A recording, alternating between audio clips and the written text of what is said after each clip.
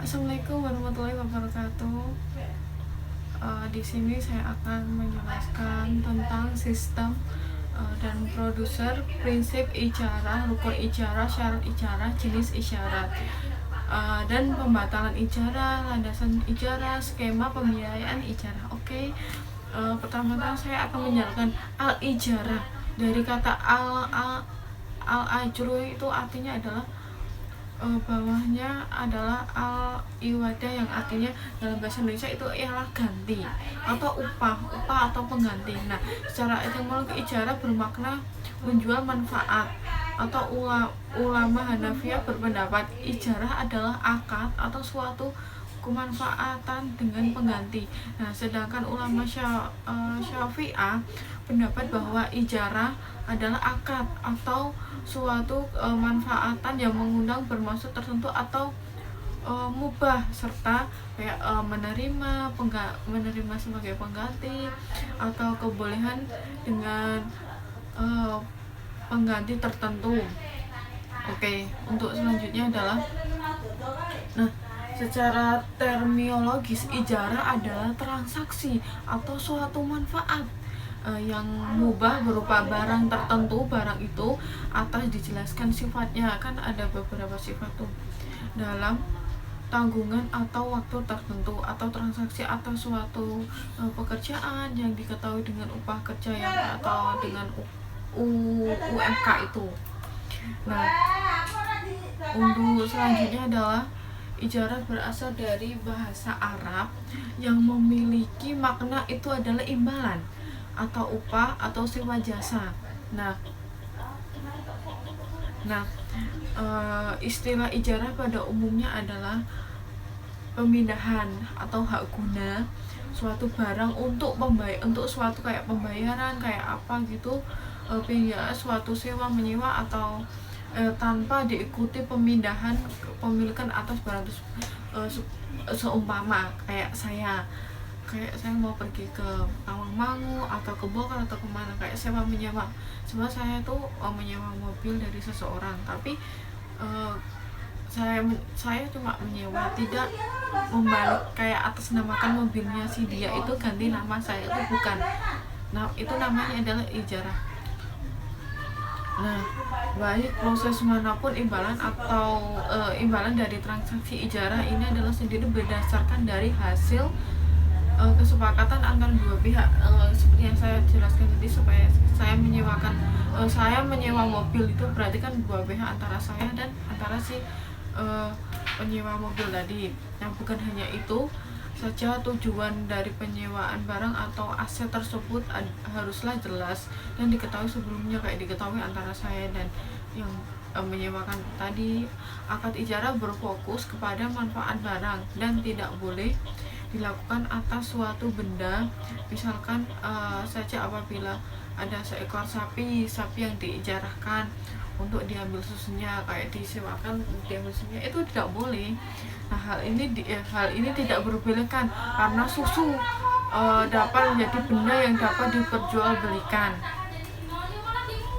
Rukun ijarah ada 5, yaitu yang pertama, ada orang yang menyewakan suatu barang atau muajir atau mustajir. Yang kedua, ada akad antara penyewa dan menyewakan. Ada akad antara saya yang menyewa dan yang menyewakannya. Yang ketiga, ada akad ijab qabul atau sigot. Yang keempat ada ubah atau ujrah. Yang kelima ada manfaat. Nah, untuk selanjutnya adalah yang kelima tadi, yaitu ada manfaat baik antara pihak yang menyewakan dan pihak yang menyewa. Nah, selanjutnya adalah ada syarat ijarah. Untuk syaratnya sendiri ada 6. Yang pertama, kedua pihak itu melakukan transaksi ijarah sudah dewasa atau balik, yang berakal dan tidak mabuk. Nah, yang kedua sendiri, kedua pihak melakukan transaksi memiliki kerelaan, seperti saya merelakan gitu, dan tidak didasarkan suatu paksaan atau memaksakan kehendak sendiri dari pihak manapun. Nah, yang ketiga yaitu barang menjadi objek atau transaksi harus jelas dengan apa adanya. Misal mobil Brio sekian sekian sekian itu kan harus jelas ya atas nama siapa-siapa. Nah, yang keempat, barang yang menjadikan objek transaksi harus sesuai dengan syariat Islam. Nah, yang kelima, barang yang sesuai objek transaksi menjadi hak itu mujair atau seizin sepemiliknya. Namanya tadi saya meminjam itu mobil itu harus seizin sepemiliknya. Jika pemiliknya tidak mengizinkan berarti saya tidak akan menyewa itu. Nah, yang keenam, manfaat yang didapatkan harus diinformasikan secara terang atau jelas. Seperti manfaat tadi kayak menyewakan tuh manfaatnya harus jelas. Nah, untuk jenis ijarah sendiri berdasarkan objek yang disewakan tuh menjadi dua. Yang ke satu, ijarah manfaat. Ijarah jenis memiliki objek sewa berupa aset yang tidak bergerak seperti rumah, kendaraan, pakaian, perhiasan atau sebagainya. Nah, ijarah pekerjaan itu seperti kayak menjahit baju, memiliki barang, membangun bangunan dan lain-lain. Nah, untuk selanjutnya yaitu pembatalan ijarah. Ijarah itu ada pembatalan sendiri. Akad ijarah atau menyewakan itu dapat berakhir atau dibatalkan apabila terjadi kayak suatu permasalahan. Nah, permasalahan ada di bawah ini yaitu objek atau barang yang hendak disewakan mengalami kerusakan. Nah, yang kedua, objek sewa hilang atau musnah. Nah, yang selanjutnya, masa sewa menyewa itu sebelumnya sudah disepakati oleh kedua pihak, antara kedua pihak telah berakhir. Nah, yang keempat, terjadi uzur dalam satu pihak. Nah, yang selanjutnya adalah landasan hukum ijarah.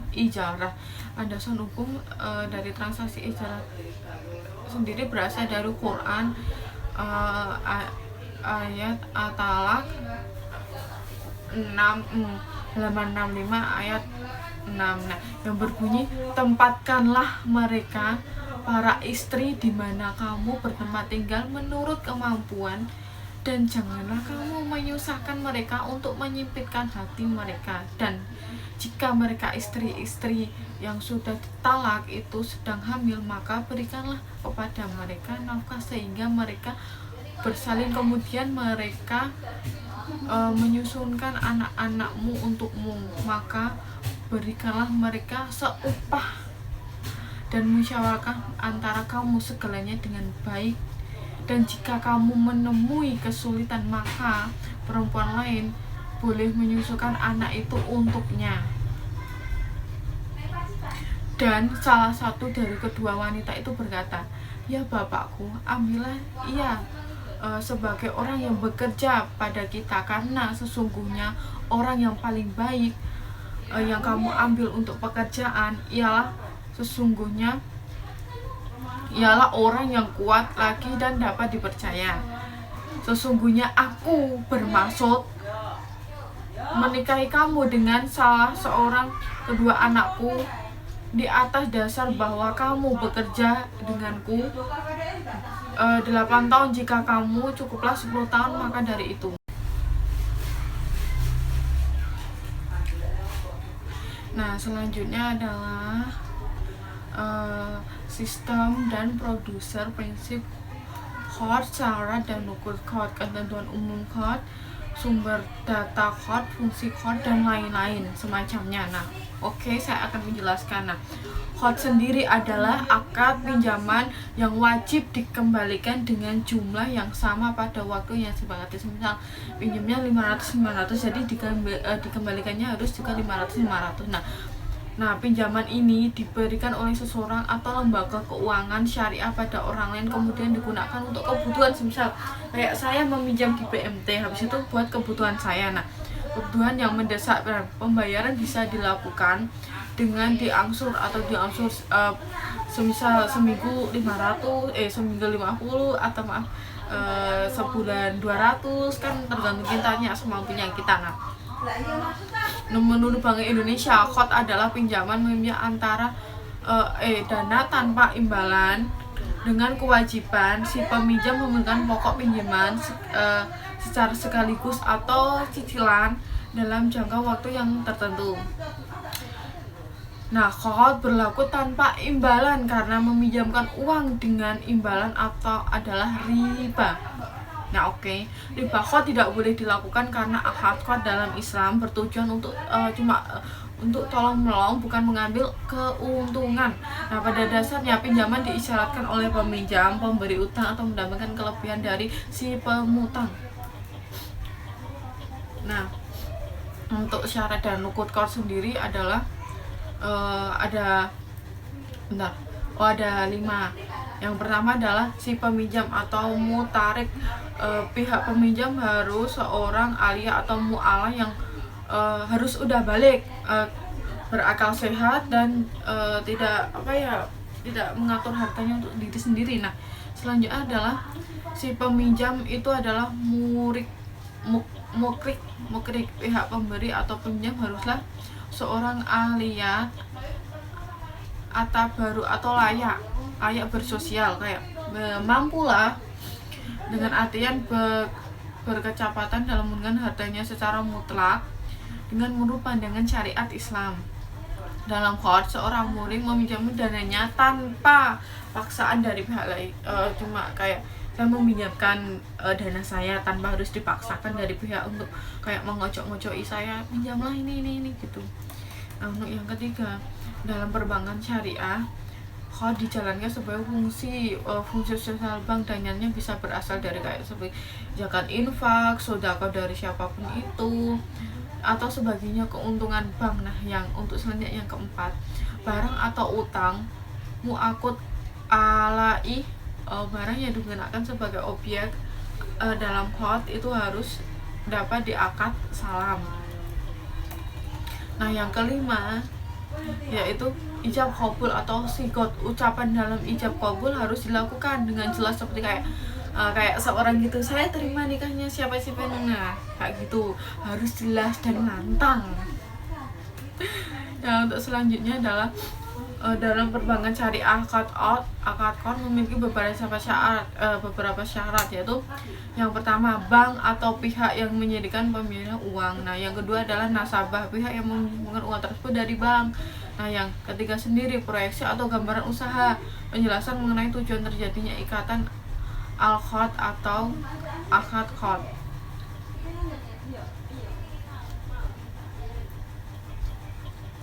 Nah, keuntungan qard sendiri adalah qard dalam pinjaman yang diberikan pada nasabah mutarik yang memerlukan.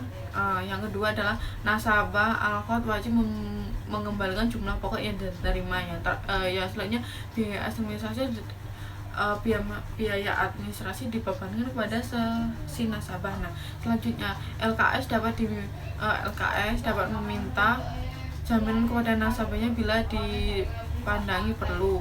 Nasabah akad dapat memberikan tambahan atau sumbangan. Yang terakhir, jika nasabah tidak dapat mengembalikan sebagaimana atau seluruh kewajiban pada yang telah disepakati LKS, memastikan ketidakmampuan LKS.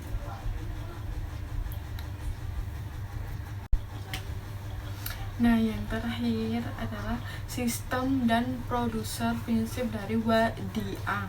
Jenis wadiah, rukun wadiah, syarat wadiah, macam-macam wadiah, dan lain-lain atas pembatalan wadiah. Nah, wadiah sendiri berasal dari kata wada asyai, atau artinya itu adalah meninggalkan atau menitipkan sesuatu kepada orang lain, atau sebenarnya meninggalkan barang. Saya jualan kayak roti, meninggalkan barang saya ke dalam si pemarung ibu saya. Nah, sanggup menjaga sebagai titipan murni dari satu pihak ke pihak lain. Nah, baik secara individu maupun secara berbadan hukum atau berbadan hukum syariah.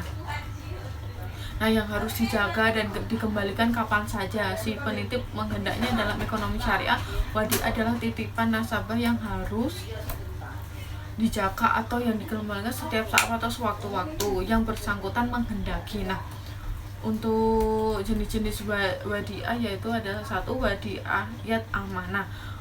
Wadiah yang asli, tidak terjadi perubahan esensi akad titipan yang berlaku sesuai dengan kaidah atau asal titipan, yakni menjaga amanah. Nah, penerima tidak mempergunakan barang titipan dan tidak bertanggung jawab atas kehilangan. Seperti saya kalau eh, seperti tadi saya kayak menitipkan. Nah, kan saya menitipkan barang roti kepada ibu saya. Nah ya, ibu saya itu yang saya titipkan itu jika barangnya hilang, berarti ibu saya itu tidak berhak untuk kayak mengembalikan barang itu kepada saya lagi. Nah, dalam memelihara tersebut, contoh safe deposit box, nasabah menitipkan barang kepada bank syariah. Nah, yang kedua yaitu wadiah yada amanah. Wadiah di mana si penerima titipan dapat memanfaatkan barang titipan tersebut dengan seizin pemiliknya atau menjamin untuk mengembalikan titipan tersebut secara utuh. Kebalikannya ya, jadi semisal tadi kayak barang hilang atau apapun itu yang dititipi ya nggak berhak kayak mengembalikan. Nah, untuk yada amanah sendiri, yang dititipi itu berhak dan kayak harus mengembalikan seutuhnya. Semisal roti saya yang hilang 10, itu harus dikembalikan 10, begitu juga sebaliknya. Nah, mengganti titipan tersebut secara utuh setiap kala si pemiliknya itu menghendaki atau meminta barangnya untuk kembali lagi ke saya tadi. Nah, untuk rukun wadiah sendiri adalah yang ke-1 adanya ijab qabul atau qabul sigot. Yang kedua, harta atau barang yang bisa dititipkan hanyalah barang yang bisa disimpan. Selain itu seperti kayak air atau hewan itu tidak boleh dititipkan, karena nanti kan air bisa mengalir, kalau hewan kan bisa kabur, nanti kita harus merugi dong. Kalau yang ketiga, harta atau barang yang dititipkan harus halal, nggak boleh kayak yang tidak halal, kayak seperti kayak barang pencurian itu nggak boleh. Nah, untuk yang keempat, barang yang dititipkan harus memiliki nilai atau khimah sehingga dapat dilihat sebagai sebagai mal.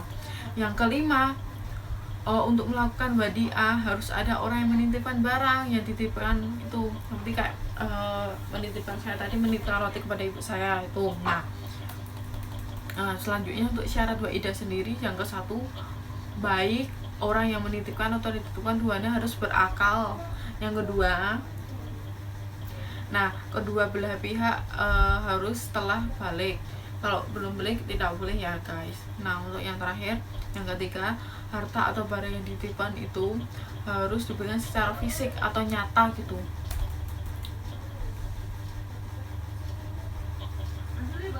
Nah,